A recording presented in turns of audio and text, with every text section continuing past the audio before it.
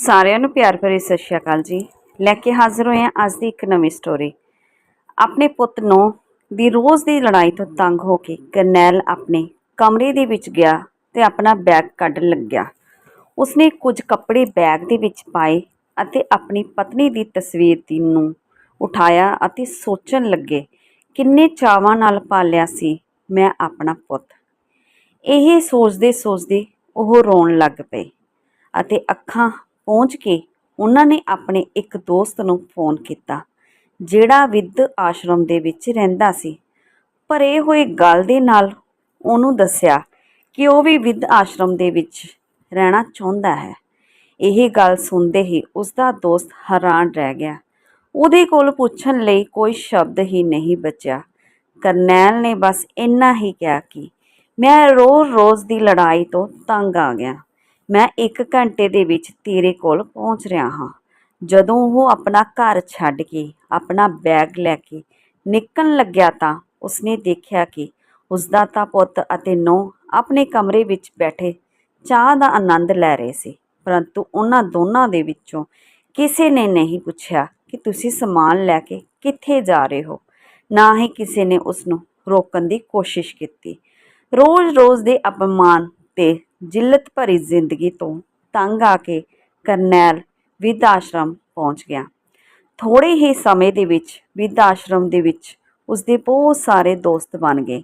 ਉਹ ਸਾਰਿਆਂ ਨਾਲ ਆਪਣਾ ਦੁੱਖ ਦਰਦ ਵੰਡਦੇ, ਗੱਲਾਂ ਕਰਦੇ, ਰੋਜ਼ ਸੁਬਾਹ ਤੋਂ ਇੱਕ ਐਕਸਰਸਾਈਜ਼ ਵੀ ਕਰਦੇ। ਹੌਲੀ ਹੌਲੀ ਕਰਨੈਲ ਆਸ਼ਰਮ ਵਿੱਚ ਦਿਲ ਲੱਗਣ ਲੱਗ ਗਿਆ। ਘਰ ਤੋਂ ਬਾਅਦ ਵਿੱਧ ਆਸ਼ਰਮ ਉਸਨੂੰ ਸਕੂਨ ਦੇ ਰਿਹਾ ਸੀ। ਸਾਰੇ ਲੋਕ ਇੱਕ ਸਾਥ ਖਾਣਾ ਖਾਂਦੇ ਸੀ, ਜਦੋਂ ਕਿ ਘਰ ਦੇ ਵਿੱਚ ਰੋਜ਼ ਕਲੇਸ਼ ਨਾਲ ਕਰਨੈਲ ਦਾ ਦਿਲ ਦੁਖੀ ਹੋ ਜਾਂਦਾ ਸੀ। ਉਹ ਹਮੇਸ਼ਾ ਆਪਣੀ ਪਤਨੀ ਦੀ ਫੋਟੋ ਨਾਲ ਗੱਲਾਂ ਕਰਦੇ ਹੋਏ ਕਹਿੰਦੇ ਕਿ ਤੂੰ ਮੈਨੂੰ ਪਹਿਲਾਂ ਹੀ ਛੱਡ ਕੇ ਚਲੀ ਗਈ ਹੈ, ਪਰੰਤੂ ਉਸਦੇ ਬੇਟੇ ਨੇ ਵੀ ਉਸਦਾ ਸਾਥ ਨਹੀਂ ਦਿੱਤਾ, ਜਿਸ ਦੇ ਲਈ ਮੈਂ ਕਦੇ ਆਪਣਾ ਪਸੀਨਾ ਪਾਣੀ ਦੀ ਤਰ੍ਹਾਂ ਵਹਾਇਆ ਸੀ। ਇੱਕ ਦਿਨ ਕਰਨੈਲ ਵਿੱਧ ਆਸ਼ਰਮ ਦੇ ਵਿਹੜੇ ਵਿੱਚ ਟਹਿਲ ਰਹੇ ਸੀ। ਇੰਨੇ ਨੂੰ ਵਿੱਧ ਆਸ਼ਰਮ ਦੇ ਬਾਹਰ ਇੱਕ ਗੱਡੀ ਆ ਕੇ ਰੁਕੀ। ਵਿੱਧ ਆਸ਼ਰਮ ਦੇ ਸਾਰੇ ਲੋਕ ਉਸ ਕਾਰ ਵੱਲ ਵੇਖਣ ਲੱਗੇ ਅਤੇ ਸੋਚਣ ਲੱਗੇ ਕਿ ਅੱਜ ਫੇਰ ਕੋਈ ਅਭਾਗਾ ਬਜ਼ੁਰਗ ਇਸ ਵਿੱਧ ਆਸ਼ਰਮ ਵਿੱਚ ਆਇਆ ਹੈ, ਜਿਸ ਨੇ ਪਤਾ ਨਹੀਂ ਕਿੰਨੇ ਕੋਸ਼ਿਸ਼ ਨਾਲ ਆਪਣੇ ਬੱਚਿਆਂ ਨੂੰ ਪਾਲ ਪੋਸ ਕੇ ਪੜ੍ਹਾ ਲਿਖਾ ਕੇ ਵੱਡਾ ਕੀਤਾ ਹੋਊਗਾ। ਅੱਜ ਫਿਰ ਕੋਈ ਭਰੀਆਂ ਅੱਖਾਂ ਨਾਲ ਇੱਥੇ ਆਵੇਗਾ। ਪਰ ਕਾਰ ਦੇ ਵਿੱਚੋਂ ਇੱਕ ਨੌਜਵਾਨ ਲੜਕਾ ਨਿਕਲਿਆ ਔਰ ਉਸ ਤੋਂ ਬਾਅਦ ਇੱਕ ਔਰਤ, ਜੋ ਸ਼ਾਇਦ ਉਸਦੀ ਮਾਂ ਸੀ। ਉਹ ਔਰਤ ਦੀ ਉਮਰ ਲਗਭਗ 65 ਸਾਲ ਦੇ ਕਰੀਬ ਹੋਵੇਗੀ। ਸਿਰ ਉੱਤੇ ਚੁੰਨੀ ਹੋਣ ਕਰਕੇ ਉਸਦਾ ਚਿਹਰਾ ਨਜ਼ਰ ਨਹੀਂ ਸੀ ਆ ਰਿਹਾ। ਥੋੜ੍ਹੀ ਦੇਰ ਬਾਅਦ ਕਰੀਬ 30-35 ਸਾਲ ਦੀ ਇੱਕ ਹੋਰ ਮਹਿਲਾ ਉਤਰੀ, ਜਿਸ ਦੇ ਹੱਥ ਦੇ ਵਿੱਚ ਇੱਕ ਬੈਗ ਸੀ। ਉਸ ਔਰਤ ਨੇ ਬੈਗ ਉਸ ਬਜ਼ੁਰਗ ਔਰਤ ਨੂੰ ਫੜਾਇਆ ਤੇ ਕੁਝ ਕਹਿਣ ਲੱਗੀ। ਉਹ ਬਜ਼ੁਰਗ ਔਰਤ ਚੁੱਪਚਾਪ ਉਸਦੀ ਗੱਲ ਸੁਣ ਰਹੀ ਸੀ। ਫਿਰ ਉਹ ਦੋਨੇ ਕਾਰ ਦੇ ਵਿੱਚ ਬੈਠ ਕੇ ਵਾਪਸ ਚਲੇ ਗਏ ਅਤੇ ਬਜ਼ੁਰਗ ਔਰਤ ਵਿੱਧ ਆਸ਼ਰਮ ਦੇ ਬਾਹਰ ਕੁਝ ਸਮੇਂ ਤੱਕ ਇੱਦਾਂ ਹੀ ਖੜੀ ਰਹੀ ਔਰ ਫਿਰ ਭਰੇ ਹੋਏ ਮਨ ਦੇ ਨਾਲ ਆਪਣੇ ਹੰਝੂ ਪੂੰਝਦੀ ਹੋਈ ਵਿੱਧ ਆਸ਼ਰਮ ਦੇ ਵਿੱਚ ਆ ਗਈ। ਕਰਨੈਲ ਵੱਲ ਵੇਖਦੇ ਹੀ ਉਸਨੇ ਆਪਣਾ ਸਿਰ ਦੀ ਚੁੰਨੀ ਨਾਲ ਆਪਣਾ ਸਿਰ ਢੱਕ ਲਿਆ ਅਤੇ ਫਿਰ ਬਿਨਾਂ ਕੁਝ ਬੋਲੇ ਔਰਤਾਂ ਦੇ ਭਾਗ ਵੱਲ ਚਲੀ ਗਈ। ਕਰਨੈਲ ਬਾਬੂ ਦੇ ਨਾਲ ਖੜੇ ਇੱਕ ਬਜ਼ੁਰਗ ਨੇ ਕਿਹਾ, ਅੱਜ ਫਿਰ ਇੱਕ ਮਾਂ ਦੀ ਮਮਤਾ ਤਾਰ-ਤਾਰ ਹੋ ਗਈ। ਇੱਕ ਮਾਂ ਦੇ ਸੁਪਨੇ ਚਕਨਾਚੂਰ ਹੋ ਗਏ। ਕਰਨੈਲ ਬਾਹਰ ਉਸ ਮਹਿਲਾ ਦੇ ਚਿਹਰੇ ਨੂੰ ਦੇਖਣ ਦੀ ਕੋਸ਼ਿਸ਼ ਕਰ ਰਿਹਾ ਸੀ। ਕਰਨੈਲ ਨੂੰ ਉਹ ਔਰਤ ਜਾਣੀ ਪਛਾਣੀ ਲੱਗ ਰਹੀ ਸੀ, ਪਰ ਉਸਦਾ ਚਿਹਰਾ ਅੱਧਾ ਢੱਕਿਆ ਹੋਣ ਕਰਕੇ ਉਸ ਨੂੰ ਉਸਦੀ ਪਹਿਚਾਣ ਨਹੀਂ ਸੀ ਆਉਂਦੀ। ਇਸੇ ਤਰ੍ਹਾਂ ਹੀ ਸਮਾਂ ਲੰਘਦਾ ਗਿਆ। ਕਰਨੈਲ ਉਸ ਔਰਤ ਨੂੰ ਵੇਖਦਾ ਤਾਂ ਉਹ ਔਰਤ ਚੁੰਨੀ ਦੇ ਪੱਲੇ ਨਾਲ ਆਪਣਾ ਚਿਹਰਾ ਲੁਕੋ ਕੇ ਰੱਖਦੀ ਸੀ। ਲੇਕਿਨ ਇੱਕ ਦਿਨ ਜਦੋਂ ਉਹ ਔਰਤ ਬਾਗਬਾਨੀ ਦੇ ਕੰਮ ਕਰਨ ਲੱਗੀ ਹੋਈ ਸੀ ਤਾਂ ਕਰਨੈਲ ਉੱਧਰ ਨੂੰ ਟਹਿਲਦਾ ਹੋਇਆ ਆ ਰਿਹਾ ਸੀ। ਉਸ ਔਰਤ ਦੇ ਸਿਰ ਦੀ ਚੁੰਨੀ ਉਤਰ ਗਈ ਸੀ ਤੇ ਕਰਨੈਲ ਨੇ ਉਸ ਔਰਤ ਦਾ ਚਿਹਰਾ ਵੇਖਿਆ ਤੇ ਉਸਦੇ ਪੈਰਾਂ ਹੇਠੋਂ ਜ਼ਮੀਨ ਨਿਕਲ ਗਈ। ਨਾ ਜਾਣੇ ਕਿੰਨੇ ਹੀ ਸਵਾਲ ਨਾਲ ਉਸਦਾ ਦਿਮਾਗ ਘਿਰ ਗਿਆ। ਇੰਨੇ ਨੂੰ ਉਸਦਾ ਦੋਸਤ ਉਸ ਕੋਲ ਆਇਆ ਤੇ ਪੁੱਛਣ ਲੱਗਾ ਕਿ ਖਾਣੇ ਦਾ ਟਾਈਮ ਹੋ ਗਿਆ ਹੈ। ਸਾਰੇ ਸਾਥੀ ਹਾਲ ਦੇ ਵਿੱਚ ਆ ਗਏ ਹਨ, ਤੂੰ ਇਕੱਲਾ ਹੀ ਗੁੰਮ ਸੁੰਮ ਕਿਉਂ ਖੜਾ ਹੈ? ਤਾਂ ਕਰਨੈਲ ਨੇ ਕਿਹਾ ਕਿ ਨਹੀਂ ਨਹੀਂ, ਮੈਂ ਬਸ ਆਉਣ ਵਾਲਾ ਹੀ ਸੀ। ਤੇ ਉਹ ਖਾਣਾ ਖਾਣ ਲਈ ਹਾਲ ਕਮਰੇ ਵੱਲ ਚੱਲ ਪਿਆ। ਖਾਣਾ ਖਾਂਦੇ ਹੋਏ ਕਰਨੈਲ ਦੀ ਨਿਗਾਹ ਨਿਹਾਲ ਕੌਰ ਨੂੰ ਹੀ ਲੱਭ ਰਹੀ ਸੀ। ਉਸਦੇ ਮਨ ਦੇ ਵਿੱਚ ਇਹ ਸਵਾਲ ਚੱਲ ਰਿਹਾ ਸੀ ਕਿ ਮੈਂ ਨਿਹਾਲ ਕੌਰ ਨੂੰ ਪੁੱਛਿਆ ਕਿ ਤੈਨੂੰ ਇੱਥੇ ਆਉਣ ਦੀ ਨੌਬਤ ਕਿਵੇਂ ਆ ਗਈ? ਉਸਦੇ ਪੁੱਤ ਨੂੰ ਤਾਂ ਉਸਦਾ ਬਹੁਤ ਕਰਦੇ ਸਨ, ਫਿਰ ਉਹ ਬਿਰਧ ਆਸ਼ਰਮ ਕਿਵੇਂ ਪਹੁੰਚ ਗਈ? ਖਾਣਾ ਖਾਂਦੇ ਹੋਏ ਕਰਨੈਲ ਨੇ ਆਪਣੇ ਨਾਲ ਦੇ ਸਾਥੀ ਨੂੰ ਪੁੱਛਿਆ ਕਿ 2 ਦਿਨ ਪਹਿਲਾਂ ਜਿਹੜੀ ਔਰਤ ਬਿਰਧ ਆਸ਼ਰਮ ਵਿੱਚ ਆਈ ਹੈ, ਉਹ ਅੱਜ ਖਾਣਾ ਕਿਉਂ ਨਹੀਂ ਖਾ ਰਹੀ? ਆਈ ਤਾਂ ਹੈ, ਉਸਨੇ ਦੱਸਿਆ ਕਿ ਉਹ ਔਰਤ ਵਿੱਚ ਬਹੁਤ ਦੁਖੀ ਹੈ। ਦੁਖੀ ਹੋਵੇ ਕਿਉਂ ਨਾ, ਕਿਉਂਕਿ ਉਸਦੇ ਪੁੱਤ ਨੂੰ ਨੇ ਜੋ ਨੂੰਹ ਨੇ ਉਸਦੇ ਨਾਲ ਕੀਤਾ ਹੈ, ਇਹੋ ਜਿਹਾ ਤਾਂ ਰੱਬ ਕਿਸੇ ਦੁਸ਼ਮਣ ਨਾਲ ਵੀ ਨਾ ਕਰੇ। ਉਹੀ ਇਹ ਸੋਚ ਸੋਚ ਕੇ ਦੁਖੀ ਹੁੰਦੀ ਰਹਿੰਦੀ ਹੈ ਅਤੇ ਅੱਜ ਸਵੇਰ ਦੀ ਰੋ ਰਹੀ ਹੈ। ਉਸਦਾ ਧਿਆਨ ਭਟਕਾਉਣ ਲਈ ਉਸਨੂੰ ਪਾਰਕ ਵਿੱਚ ਕੰਮ ਤੇ ਲਾਇਆ ਗਿਆ ਹੈ ਅਤੇ ਉੱਥੇ ਕੰਮ ਕਰ ਰਹੀ ਹੈ। ਖਾਣਾ ਖਾਣ ਤੋਂ ਬਾਅਦ ਕਰਨੈਲ ਪਾਰਕ ਵਿੱਚ ਗਿਆ ਅਤੇ ਨਿਹਾਲ ਕੌਰ ਦੇ ਸਾਹਮਣੇ ਜਾ ਕੇ ਖੜਾ ਹੋ ਗਿਆ। ਨਿਹਾਲ ਕੌਰ ਕਰਨੈਲ ਤੋਂ ਅੱਖ ਬਚਾ ਰਹੀ ਸੀ, ਪਰ ਕਰਨੈਲ ਨੇ ਉਸਨੂੰ ਕਿਹਾ ਕਿ ਮੈਂ ਜਾਣਦਾ ਹਾਂ ਕਿ ਤੂੰ ਮੈਨੂੰ ਪਹਿਚਾਣ ਲਿਆ ਹੈ, ਪਰ ਮੈਂ ਤੈਨੂੰ ਸਿਰਫ ਇਹੀ ਗੱਲ ਪੁੱਛਣਾ ਚਾਹੁੰਦਾ ਹਾਂ ਕਿ ਤੂੰ ਇੱਥੇ ਕਿਵੇਂ? ਇਹੋ ਜਿਹੀ ਕੀ ਨੌਬਤ ਆ ਗਈ ਕਿ ਤੈਨੂੰ ਬਿਰਧ ਆਸ਼ਰਮ ਆਉਣਾ ਪਿਆ? ਕਰਨੈਲ ਦੀ ਇਹ ਗੱਲ ਸੁਣ ਕੇ ਨਿਹਾਲ ਕੌਰ ਦੀਆਂ ਅੱਖਾਂ ਦੇ ਵਿੱਚ ਹੰਝੂ ਆ ਗਏ, ਪਰ ਉਸ ਤੋਂ ਬੋਲਿਆ ਨਾ ਗਿਆ। ਇਹ ਵੇਖ ਕੇ ਕਰਨੈਲ ਹੋਰ ਵੀ ਦੁਖੀ ਹੋ ਗਿਆ। ਉਹ ਚੁੱਪਚਾਪ ਆਪਣੇ ਕਮਰੇ ਵਿੱਚ ਤੁਰ ਪਾਇਆ। ਤੁਰਦੇ ਤੁਰਦੇ ਉਸਦਾ ਪੈਰ ਬੈਂਚ ਨਾਲ ਵੱਜਿਆ ਤੇ ਉਸਦੇ ਬਹੁਤ ਦਰਦ ਹੋਣ ਲੱਗਿਆ। ਉਹ ਉੱਥੇ ਹੀ ਬੈਠ ਗਿਆ। ਥੋੜ੍ਹੀ ਦੇਰ ਬਾਅਦ ਉਸਦਾ ਇੱਕ ਦੋਸਤ ਉਸਨੂੰ ਵੱਲ ਆਉਂਦਾ ਹੋਇਆ ਬੋਲਿਆ, ਕਰਨੈਲ, ਤੂੰ ਇੱਥੇ ਕਿਉਂ ਬੈਠਦਾ ਹੈ? ਤਾਂ ਉਹ ਕਹਿੰਦਾ, ਕੁਝ ਨਹੀਂ, ਬਸ ਆਪਣੀ ਮਾੜੀ ਕਿਸਮਤ ਨੂੰ ਰੋ ਰਿਹਾ ਹਾਂ। ਕਰਨੈਲ ਨੇ ਆਪਣੇ ਦੋਸਤ ਨੂੰ ਪੁੱਛਿਆ ਕਿ ਤੂੰ ਕਿਵੇਂ ਬੜਾ ਖੁਸ਼ ਨਜ਼ਰ ਆ ਰਿਹਾ ਹੈ? ਤਾਂ ਉਸਦੇ ਦੋਸਤ ਨੇ ਕਿਹਾ ਕਿ ਅੱਜ ਮੇਰੇ ਬੇਟੇ ਦਾ ਜਨਮ ਦਿਨ ਹੈ ਅਤੇ ਉਹ ਮੈਨੂੰ ਮਿਲਣ ਲਈ ਆ ਰਿਹਾ ਹੈ। ਤਾਂ ਕਰਨੈਲ ਨੇ ਕਿਹਾ ਕਿ ਫਿਰ ਇਹਦੇ ਵਿੱਚ ਇੰਨਾ ਖੁਸ਼ ਹੋਣ ਵਾਲੀ ਕੀ ਗੱਲ ਹੈ? ਜਿਹੜੇ ਪੁੱਤ ਨੇ ਤੈਨੂੰ ਬਿਰਧ ਆਸ਼ਰਮ ਵਿੱਚ ਰਹਿਣ ਲਈ ਮਜਬੂਰ ਕਰ ਦਿੱਤਾ ਹੈ, ਜਿਹੜਾ ਸਾਰਾ ਸਾਲ ਤੇਰੀ ਖਬਰ ਨਹੀਂ ਲੈਂਦਾ ਤੇ ਆਪਣੇ ਜਨਮ ਦਿਨ ਵਾਲੇ ਦਿਨ ਉਹ ਤੇਰੇ ਕੋਲ ਆਉਣ ਦਾ ਨਾਟਕ ਕਰਦਾ ਹੈ ਤੇ ਤੂੰ ਉਸ ਲਈ ਇੰਨਾ ਖੁਸ਼ ਹੋ ਰਿਹਾ ਹੈ? ਤਾਂ ਕਰਨੈਲ ਦੇ ਦੋਸਤ ਨੇ ਕਿਹਾ ਕਿ ਜ਼ਿੰਦਗੀ ਖੁਸ਼ੀਆਂ ਲੱਭਣ ਦਾ ਨਾਮ ਹੈ।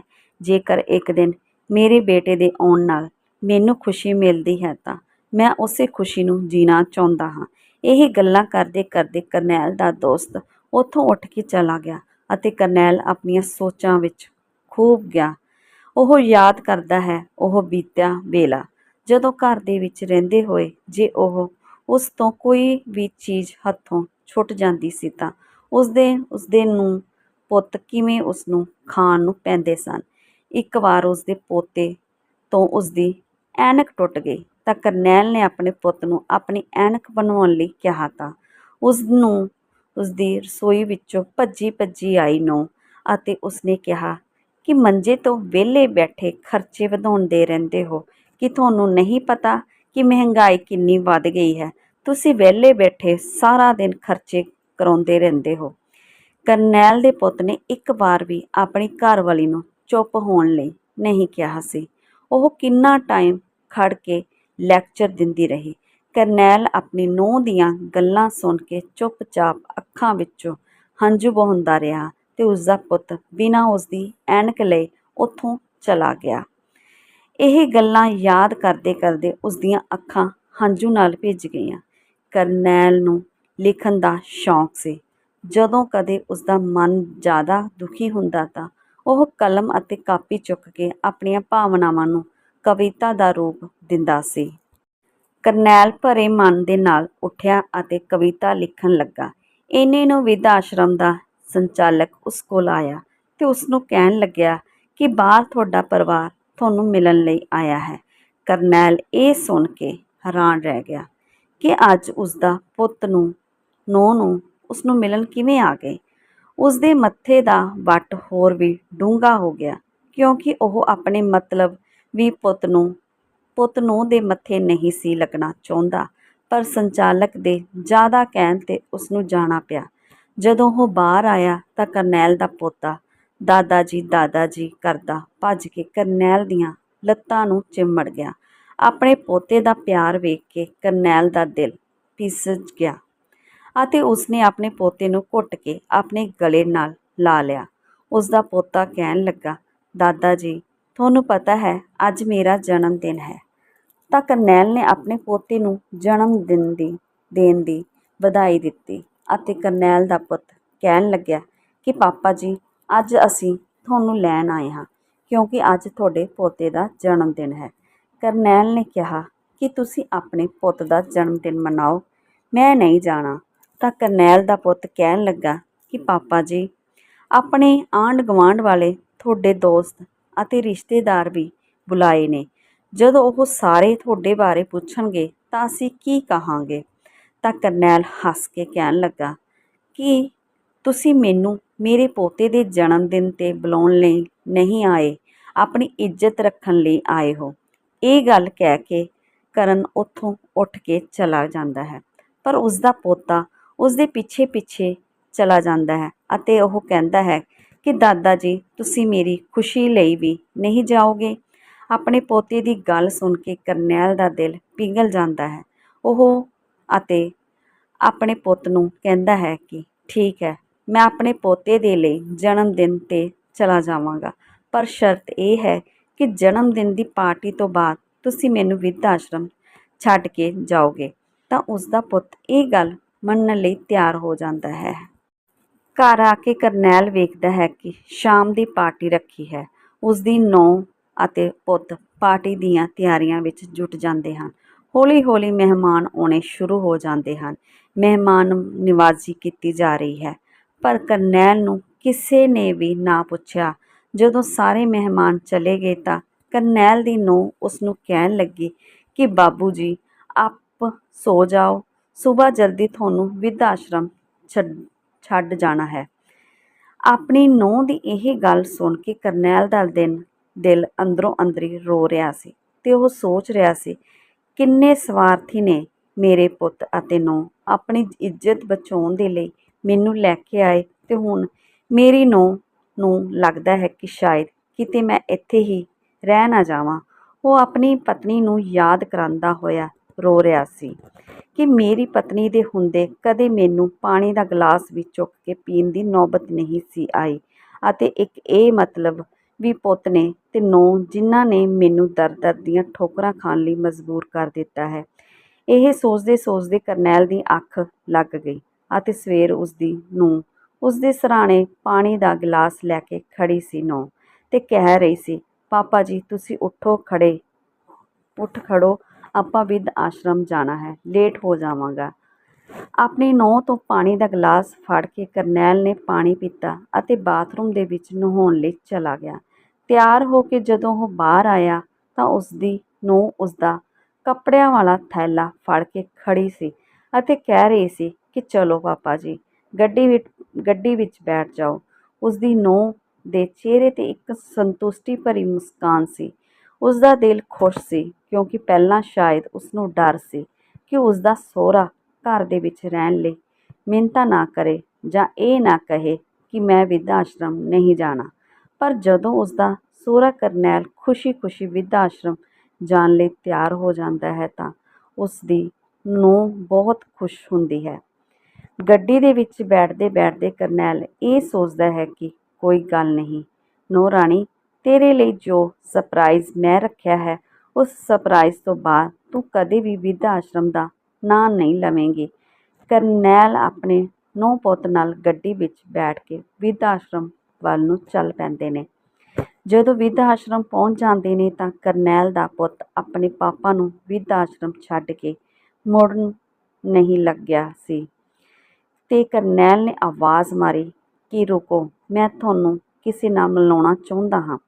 ਇਹ ਕਹਿ ਕੇ ਕਰਨੈਲ ਅੱਗੇ ਚੱਲ ਪਿਆ ਅਤੇ ਉਸਦੇ ਪੁੱਤ ਨੂੰ ਉਸਦੇ ਪਿੱਛੇ ਪਿੱਛੇ ਚੱਲ ਪਏ। ਬਗੀਚੇ ਵਿੱਚ ਜਾ ਕੇ ਕਰਨੈਲ ਨੇ ਵੇਖਿਆ ਕਿ ਨਿਹਾਲ ਕੌਰ ਉੱਥੇ ਹੀ ਗਾਰਡਨ ਦੇ ਵਿੱਚ ਕੰਮ ਕਰ ਰਹੀ ਸੀ। ਉਹ ਨਿਹਾਲ ਕੌਰ ਵੱਲ ਚੱਲ ਪੈਂਦਾ ਹੈ। ਜਾ ਕੇ ਨਿਹਾਲ ਕੌਰ ਨੂੰ ਕਹਿੰਦਾ ਹੈ ਕਿ ਭੈਣ ਜੀ, ਇੱਧਰ ਵੇਖੋ, ਤੁਹਾਨੂੰ ਕੋਈ ਮਿਲਣ ਆਇਆ ਹੈ। ਜੋ ਨਿਹਾਲ ਕੌਰ ਉੱਪਰ ਵੇਖਦੀ ਹੈ ਤਾਂ ਉਹ ਦੰਗ ਰਹਿ ਜਾਂਦੀ ਹੈ, ਕਿਉਂਕਿ ਨਿਹਾਲ ਕੌਰ ਦੇ ਸਾਹਮਣੇ ਉਸਦੀ ਧੀ ਅਤੇ ਜਵਾਈ ਖੜ੍ਹੇ ਸੀ, ਜੋ ਕਿ ਕਰਨੈਲ ਦਾ ਪੁੱਤ ਅਤੇ ਨੂੰਹ ਸੀ। ਕਰਨੈਲ ਦੀ ਨੂੰਹ ਆਪਣੀ ਮਾਂ ਨੂੰ ਬਿਰਧ ਆਸ਼ਰਮ ਵਿੱਚ ਵੇਖ ਕੇ ਚੌਂਕ ਜਾਂਦੀ ਹੈ ਅਤੇ ਕਹਿੰਦੀ ਹੈ ਕਿ ਮਾਂ, ਤੂੰ ਇੱਥੇ ਕੀ ਕਰ ਰਹੀ ਹੈ? ਕਿੰਨੇ ਦਿਨ ਹੋ ਗਏ ਮੈਂ ਭਾਬੀ ਨੂੰ ਤੇਰੇ ਬਾਰੇ ਪੁੱਛ ਰਹੀ ਸੀ। ਭਾਬੀ ਨੇ ਤਾਂ ਮੈਨੂੰ ਕਿਹਾ ਸੀ ਕਿ ਤੁਸੀਂ ਤੀਰਥ ਯਾਤਰਾ 'ਤੇ ਗਏ ਹੈ। ਕਿੰਨੇ ਦਿਨ ਹੋ ਗਏ ਮੈਂ ਆਪਣੀ ਗੱਲ ਨਹੀਂ ਹੋਈ ਸੀ ਆਪਣੀ। ਜਦੋਂ ਵੀ ਮੈਂ ਭਾਬੀ ਨਾਲ ਗੱਲ ਕਰਦੀ ਸੀ ਤਾਂ ਉਹ ਮੈਨੂੰ ਕਹਿੰਦੀ ਸੀ ਕਿ ਮਾਂ ਜੀ ਤਾਂ ਤੀਰਥ ਯਾਤਰਾ 'ਤੇ ਗਏ ਹੋਏ ਨੇ 1 ਮਹੀਨੇ ਲਈ। ਉਸਨੇ ਮੈਨੂੰ ਨਹੀਂ ਦੱਸਿਆ ਕਿ ਤੁਸੀਂ ਇੱਥੇ ਹੋ। ਤੁਹਾਡੀ ਜਗ੍ਹਾ ਇੱਥੇ ਨਹੀਂ ਹੈ। ਤੁਹਾਡੇ ਪੁੱਤ ਨੇ ਤੁਹਾਡੇ ਨਾਲ ਚੰਗਾ ਨਹੀਂ ਕੀਤਾ। ਮੈਂ ਅੱਜ ਹੀ ਭਾਬੀ ਨਾਲ ਗੱਲ ਕਰਦੀ ਹਾਂ। ਉਹਨਾਂ ਦੀ ਹਿੰਮਤ ਕਿਵੇਂ ਹੋਈ ਤੁਹਾਨੂੰ ਬਿਰਧ ਆਸ਼ਰਮ ਵਿੱਚ ਛੱਡਣ ਦੀ? ਨਿਹਾਲ ਕੌਰ ਆਪਣੀ ਧੀ ਦੀਆਂ ਗੱਲਾਂ ਸੁਣਦੀ ਹੈ ਤਾਂ ਕੋਲ ਆ ਕੇ ਆਪਣੀ ਧੀ 'ਤੇ ਇੱਕ ਚਪੇੜ ਮਾਰਦੀ ਹੈ। ਉਸਨੂੰ ਕਹਿੰਦੀ ਹੈ ਕਿ ਤੈਨੂੰ ਸ਼ਰਮ ਆਉਣੀ ਚਾਹੀਦੀ ਹੈ।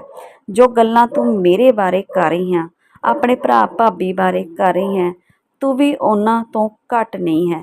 ਜੇ ਤੂੰ ਆਪਣੇ ਸਹੁਰੇ ਨੂੰ ਬਿਰਧ ਆਸ਼ਰਮ ਛੱਡ ਸਕਦੀ ਹੈ ਤਾਂ ਤੇਰੇ ਭਰਾ ਭਰਜਾਈ ਲਈ ਮੈਨੂੰ ਬਿਰਧ ਆਸ਼ਰਮ ਛੱਡਣਾ ਕੋਈ ਵੱਡੀ ਗੱਲ ਨਹੀਂ ਹੈ। ਅਜੇ ਵੀ ਤੇਰੀਆਂ ਅੱਖਾਂ ਨਹੀਂ ਖੁੱਲ੍ਹੀਆਂ। ਤੂੰ ਹੁਣ ਕਿਸ ਪੱਖ ਤੋਂ ਆਪਣੇ ਆਪ ਨੂੰ ਚੰਗਾ ਕਹਿ ਰਹੀ ਹੈ? ਜੇ ਤੂੰ ਕਹਿੰਦੀ ਹੈ ਤਾਂ ਤੇਰੇ ਭਰਾ ਭਰਜਾਈ ਚੰਗੇ ਨਹੀਂ ਹੈ ਤਾਂ ਫਿਰ ਤੂੰ ਵੀ ਕਿਸ ਪੱਖ ਤੋਂ ਚੰਗੀ ਹੈ? ਆਪਣੀ ਮਾਂ ਦੀਆਂ ਇਹ ਗੱਲਾਂ ਸੁਣ ਕੇ ਕਰਨੈਲ ਦੀ ਨੂੰਹ ਦੀਆਂ ਅੱਖਾਂ ਵਿੱਚ ਹੰਝੂ ਆ ਜਾਂਦੇ ਨੇ। ਉਹ ਆਪਣੀ ਮਾਂ ਨੂੰ ਗਲ ਲਾ ਕੇ ਉੱਚੀ ਉੱਚੀ ਰੋਣ ਲੱਗ ਜਾਂਦੀ ਹੈ। ਇਹ ਵੇਖ ਕੇ ਕਰਨੈਲ ਦਾ ਪੁੱਤ ਨੀਵੀਂ ਪਾ ਕੇ ਖੜਾ ਹੁੰਦਾ ਹੈ। ਉਹ ਆਪਣੇ ਕੀਤੇ 'ਤੇ ਬਹੁਤ ਸ਼ਰਮਿੰਦਾ ਹੁੰਦਾ ਹੈ। ਨਿਹਾਲ ਕੌਰ ਦੀਆਂ ਤਿੱਖੀਆਂ ਤਿੱਖੀਆਂ ਗੱਲਾਂ ਕਰਨੈਲ ਦੇ ਪੁੱਤ ਅਤੇ ਨੂੰਹ ਨੂੰ ਬਹੁਤ ਸ਼ਰਮਿੰਦਾ ਕਰ ਰਹੀਆਂ ਸਨ। ਬਿਨਾਂ ਕੁਝ ਬੋਲੇ ਕਰਨੈਲ ਦੀ ਨੂੰਹ ਆਪਣੇ ਸਹੁਰੇ ਕੋਲ ਆਉਂਦੀ ਹੈ ਅਤੇ ਉਸਦੇ ਪੈਰੀਂ ਡਿੱਗ ਕੇ ਮਾਫ਼ੀ ਮੰਗਦੀ ਹੈ। ਕਰਨੈਲ ਥੋੜ੍ਹਾ ਪਿੱਛੇ ਹੋ ਜਾਂਦਾ ਹੈ ਅਤੇ ਉਹ ਆਪਣੀ ਕੁੜਮਣੀ ਨੂੰ ਕਹਿੰਦਾ ਹੈ ਕਿ ਤੁਸੀਂ ਆਪਣੀ ਧੀ ਨੂੰ ਕਹੋ ਕਿ ਮੇਰੇ ਪੈਰੀਂ ਨਾ ਡਿੱਗੇ। ਪਰ ਨਿਹਾਲ ਕੌਰ ਕਹਿੰਦੀ ਹੈ ਕਿ ਮੇਰੀ ਧੀ ਤੁਹਾਡੇ ਪੈਰੀਂ ਡਿੱਗਦੀ ਹੈ ਤਾਂ ਇਹ ਵੀ ਘੱਟ ਹੈ। ਨਿਹਾਲ ਕੌਰ ਆਪਣੀ ਧੀ ਨੂੰ ਮੋਢੇ ਤੋਂ ਫੜ ਕੇ ਖੜਾ ਕਰਦੀ ਹੈ ਅਤੇ ਕਹਿੰਦੀ ਹੈ, ਹੁਣ ਰੋਣ ਧੋਣ ਦਾ ਕੋਈ ਫਾਇਦਾ ਨਹੀਂ। ਜਿਹੋ ਜਿਹਾ ਕਰਮ ਤੁਸੀਂ ਕਰੋਗੇ ਉਹੋ ਜਿਹਾ ਤੁਹਾਨੂੰ ਫਲ ਮਿਲੇਗਾ। ਤੂੰ ਆਪਣੇ ਸਹੁਰੇ ਦੀ ਕਦਰ ਨਹੀਂ ਕੀਤੀ, ਉਸਨੂੰ ਬਿਰਧ ਆਸ਼ਰਮ ਛੱਡਿਆ ਅਤੇ ਜਦੋਂ ਤੇਰੀ ਭਰਜਾਈ ਨੇ ਮੈਨੂੰ ਬਿਰਧ ਆਸ਼ਰਮ ਭੇਜਿਆ ਤਾਂ ਤੈਨੂੰ ਦੁੱਖ ਹੋ ਰਿਹਾ ਹੈ। ਜੇ ਮੈਂ ਬਿਰਧ ਆਸ਼ਰਮ ਨਾ ਹੁੰਦੀ ਤਾਂ ਸ਼ਾਇਦ ਤੈਨੂੰ ਵੀ ਕਦੇ ਇਸ ਗੱਲ ਦਾ ਪਛਤਾਵਾ ਨਾ ਹੁੰਦਾ ਕਿ ਤੂੰ ਆਪਣੇ ਬਜ਼ੁਰਗ ਸਹੁਰੇ ਨੂੰ ਬਿਰਧ ਆਸ਼ਰਮ ਛੱਡ ਗਈ ਹੈ। ਆਪਣੀ ਮਾਂ ਦੀਆਂ ਇਹ ਗੱਲਾਂ ਸੁਣ ਕੇ ਉਸਦੀ ਧੀ ਕਹਿੰਦੀ ਹੈ ਕਿ ਮਾਂ ਬਸ ਕਰੋ, ਹੁਣ ਮੈਨੂੰ ਆਪਣੀ ਗਲਤੀ ਦਾ ਪਛਤਾਵਾ ਹੈ। ਮੈਂ ਆਪਣੀ ਗਲਤੀ ਨੂੰ ਸੁਧਾਰਨਾ ਚਾਹੁੰਦੀ ਹਾਂ। ਉਹ ਆਪਣੇ ਪਤੀ ਨੂੰ ਕਹਿੰਦੀ ਹੈ ਕਿ ਆਪਾਂ ਪਾਪਾ ਜੀ ਨੂੰ ਇੱਥੇ ਨਹੀਂ ਛੱਡ ਕੇ ਜਾਵਾਂਗੇ, ਆਪਾਂ ਇਹਨਾਂ ਨੂੰ ਘਰ ਲੈ ਕੇ ਜਾਵਾਂਗੇ। ਫਿਰ ਉਹ ਆਪਣੇ ਸਹੁਰੇ ਤੋਂ ਦੁਬਾਰਾ ਮਾਫ਼ੀ ਮੰਗਦੀ ਹੈ ਅਤੇ ਕਹਿੰਦੀ ਹੈ ਕਿ ਮੈਂ ਆਪਣੇ ਕੀਤੇ 'ਤੇ ਬਹੁਤ ਸ਼ਰਮਿੰਦਾ ਹਾਂ ਪਾਪਾ ਜੀ, ਹੁਣ ਤੁਸੀਂ ਇੱਥੇ ਨਹੀਂ ਰਹੋਗੇ, ਚਲੋ ਤੁਸੀਂ ਸਾਡੇ ਨਾਲ ਘਰ ਚੱਲੋ। ਪਰ ਕਰਨੈਲ ਕਹਿੰਦਾ ਹੈ ਕਿ ਮੈਂ ਉਸ ਘਰ ਵਿੱਚ ਨਹੀਂ ਜਾਣਾ ਜਿੱਥੇ ਗੱਲ-ਗੱਲ 'ਤੇ ਮੇਰੀ ਬੇਇੱਜ਼ਤੀ ਹੁੰਦੀ ਹੋਵੇ। ਉੱਥੇ ਨਾਲੋਂ ਬਿਰਧ ਆਸ਼ਰਮ ਵਿੱਚ ਮੈਨੂੰ ਜ਼ਿਆਦਾ ਸਕੂਨ ਮਿਲਦਾ ਹੈ। ਮੈਂ ਆਪਣਾ ਖੁਸ਼ੀ ਨਾਲ ਹੱਸਦਾ ਹਾਂ, ਜੋ ਮੇਰਾ ਜੀਅ ਕਰਦਾ ਹੈ ਮੈਂ ਖਾਂਦਾ ਪੀ ਲੈਂਦਾ ਹਾਂ। ਤੇਰੇ ਘਰ ਦੇ ਵਿੱਚ ਤਾਂ ਮੈਨੂੰ ਖਾਣ ਪੀਣ ਤੋਂ ਲੈ ਕੇ ਬਾਥਰੂਮ ਤੱਕ ਜਾਣ ਦੀ ਵੀ ਪਾਬੰਦੀ ਸੀ। ਮੈਂ ਉਸ ਘਰ ਦੇ ਵਿੱਚ ਨਹੀਂ ਰਹਿ ਸਕਦਾ ਜਿੱਥੇ ਮੈਨੂੰ ਜਿਉਂਦੇ ਜੀ ਜੇਲ੍ਹ ਹੋਵੇ। ਤਾਂ ਉਸਦੀ ਨੂੰਹ ਕਹਿੰਦੀ ਹੈ ਕਿ ਪਾਪਾ ਜੀ, ਹੁਣ ਤੱਕ ਜੋ ਵੀ ਤੁਹਾਡੇ ਨਾਲ ਹੋਇਆ ਉਹਦੇ ਲਈ ਮੈਂ ਹੱਥ ਜੋੜ ਕੇ ਦੁਬਾਰਾ ਫਿਰ ਤੋਂ ਮਾਫ਼ੀ ਮੰਗਦੀ ਹਾਂ। ਪਰ ਅੱਜ ਤੋਂ ਬਾਅਦ ਤੁਸੀਂ ਆਪਣੀ ਜ਼ਿੰਦਗੀ ਆਪਣੀ ਮਰਜ਼ੀ ਨਾਲ ਜੀਵੋਗੇ। ਅਸੀਂ ਤੁਹਾਨੂੰ ਬਿਲਕੁਲ ਵੀ ਰੋਕਣ ਟੋਕਣਗੇ ਨਹੀਂ। ਪਰ ਕਿਰਪਾ ਕਰਕੇ ਮੈਨੂੰ ਮਾਫ਼ ਕਰ ਦਿਓ। ਇਹ ਕਹਿ ਕੇ ਉਹ ਆਪਣੇ ਸਹੁਰੇ ਦੀ ਬਾਂਹ ਫੜ ਕੇ ਗੱਡੀ ਵਿੱਚ ਬਿਠਾ ਲੈਂਦੀ ਹੈ ਅਤੇ ਆਪਣੀ ਮਾਂ ਨੂੰ ਵੀ ਗੱਡੀ ਵਿੱਚ ਬਿਠਾ ਲੈਂਦੀ ਹੈ। ਬਿਰਧ ਆਸ਼ਰਮ ਤੋਂ ਚੱਲ ਕੇ ਕਰਨੈਲ ਦਾ ਪੁੱਤ ਅਤੇ ਨੂੰਹ ਆਪਣੇ ਘਰ ਚਲੇ ਜਾਂਦੇ ਨੇ। ਘਰ ਜਾ ਕੇ ਕਰਨੈਲ ਦੀ ਨੂੰਹ ਆਪਣੀ ਭਰਜਾਈ ਨੂੰ ਫੋਨ ਕਰਦੀ ਹੈ ਅਤੇ ਕਹਿੰਦੀ ਹੈ ਕਿ ਤੂੰ ਮੈਨੂੰ ਝੂਠ ਬੋਲਿਆ। ਮਾਂ ਨੂੰ ਬਿਰਧ ਆਸ਼ਰਮ ਛੱਡ ਕੇ ਤੂੰ ਕਹਿੰਦੀ ਹੈ ਕਿ ਉਹ ਤੀਰਥ ਯਾਤਰਾ 'ਤੇ ਚਲੀ ਗਈ ਹੈ। ਤਾਂ ਉਸਦੀ ਭਰਜਾਈ ਕਹਿੰਦੀ ਹੈ ਕਿ ਚਲੋ ਚੰਗਾ ਹੋਇਆ ਤੁਹਾਨੂੰ ਸੱਚਾਈ ਦਾ ਪਤਾ ਲੱਗਿਆ। ਅਸਲ ਵਿੱਚ ਮੈਂ ਮਾਂ ਨੂੰ ਬਿਰਧ ਆਸ਼ਰਮ ਨਹੀਂ ਛੱਡਿਆ ਸੀ। ਉਹ ਤਾਂ ਜਦੋਂ ਮਾਂ ਨੂੰ ਪਤਾ ਲੱਗਿਆ ਕਿ ਤੁਸੀਂ ਆਪਣੇ ਬਜ਼ੁਰਗ ਸਹੁਰੇ ਨੂੰ ਬਿਰਧ ਆਸ਼ਰਮ ਛੱਡ ਦਿੱਤਾ ਹੈ ਤਾਂ ਤੁਹਾਨੂੰ ਸਬਕ ਸਿਖਾਉਣ ਲਈ ਅਸੀਂ ਇਹ ਚਾਲ ਚੱਲੀ ਸੀ ਅਤੇ ਮੈਨੂੰ ਖੁਸ਼ੀ ਹੈ ਕਿ ਅਸੀਂ ਆਪਣੀ ਚਾਲ ਦੇ ਵਿੱਚ ਕਾਮਯਾਬ ਹੋ ਗਏ ਹਾਂ। ਅਤੇ ਜੇ ਕੋਈ ਚਾਲ ਚੱਲਣ ਨਾਲ ਕਿਸੇ ਨੂੰ ਸੁਰਤ ਆਉਂਦੀ ਹੈ ਤਾਂ ਆਪਣੀ ਗਲਤੀ ਦਾ ਅਹਿਸਾਸ ਹੁੰਦਾ ਹੈ ਅਤੇ ਉਸ ਰਿਸ਼ਤਿਆਂ ਦੀ ਅਹਿਮੀਅਤ ਸਮਝ ਆਉਂਦੀ ਹੈ ਤਾਂ ਜਿਹੀ ਚਾਲ ਚੱਲਣ ਵਿੱਚ ਸਾਨੂੰ ਸ਼ਰਮ ਨਹੀਂ ਮੰਨਣੀ ਚਾਹੀਦੀ। ਮੈਂ ਆਪਣੀ ਇਸ ਚਾਲ ਤੋਂ ਸ਼ਰਮਿੰਦਾ ਨਹੀਂ ਹਾਂ। ਆਪਣੀ ਭਰਜਾਈ ਦੀ ਇਹ ਗੱਲ ਸੁਣ ਕੇ ਕਰਨੈਲ ਦੀ ਨੂੰਹ ਉਸ ਤੋਂ ਮਾਫ਼ੀ ਮੰਗਦੀ ਹੈ ਅਤੇ ਆਪਣੀ ਮਾਂ ਨੂੰ ਕਹਿੰਦੀ ਹੈ ਕਿ ਮਾਂ ਧੰਨਵਾਦ ਤੁਹਾਡਾ ਮੈਨੂੰ ਆਪਣੀ ਗਲਤੀ ਦਾ ਅਹਿਸਾਸ ਕਰਵਾਉਣ ਲਈ। ਅੱਜ ਤੋਂ ਬਾਅਦ ਮੈਂ ਆਪਣੇ ਬਜ਼ੁਰਗ ਸਹੁਰੇ ਨਾਲ ਕਦੇ ਵੀ ਦੁਰਵਿਵਹਾਰ ਨਹੀਂ ਕਰਾਂਗੀ। ਹਾਂਜੀ ਦੋਸਤੋ, ਕਿਵੇਂ ਲੱਗੀ ਤੁਹਾਨੂੰ ਆਪਣੀ ਅੱਜ ਦੀ ਇਹ ਕਹਾਣੀ? ਕਮੈਂਟ ਕਰਕੇ ਜ਼ਰੂਰ ਦੱਸਣਾ। ਲਾਈਕ ਅਤੇ ਸ਼ੇਅਰ ਜ਼ਰੂਰ ਕਰਨਾ। ਧੰਨਵਾਦ ਜੀ।